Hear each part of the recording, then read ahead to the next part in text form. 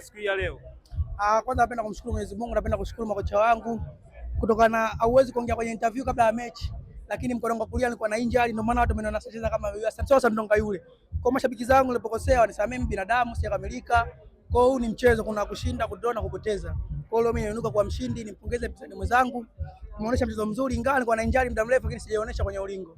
Unaona jipakulia kwamba tumeona mpinzani kadondoka zaidi ya mara 3 kama so zaidi na mara 3 pia.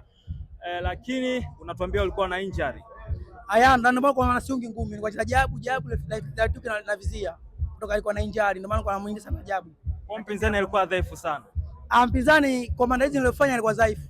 Kwa sababu mwenyewe umeona amecheza mkono mmoja, kapiga ngumi nyingi kwa kwenye gadi. Yaani kila kitu ngo nafanya ulingo, natembea, nasimama, napiga, natembea. Kwa hiyo yani hamna cha nizidi ile kuchunga mbuzi na ng'ombe kwa upugu.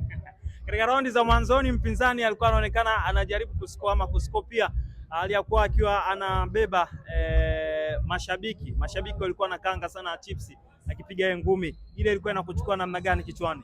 Ile kwa nchi kutoka mimi nasikia sana kona yangu. Tusikii shabiki kaanza kupiga kelele, kavi wapiga kelele lakini wameondoka na losi. Kwa mimi kwa changu ndio kwanza nimetaka kwenda kumsoma, kuangalia usimata na nguvu kutoka mimi na injari. Kuna manga niko makini sana kumsoma mpinzani adui yangu na mpigaje, na ndio maana raundi ya kwanza, raundi ya pili ya kasikaanguka. Hivyo tena kaja kaanguka, niko anamcheza kwa timing. Ndonga, jana kwenye kupima uzito uliweka 50,000. Ile 50,000 na ukasisitiza kabisa kwa Bakari ambaye ulimpa akimaliza hii umpe. Anatakiwa kuichukua ile 50,000.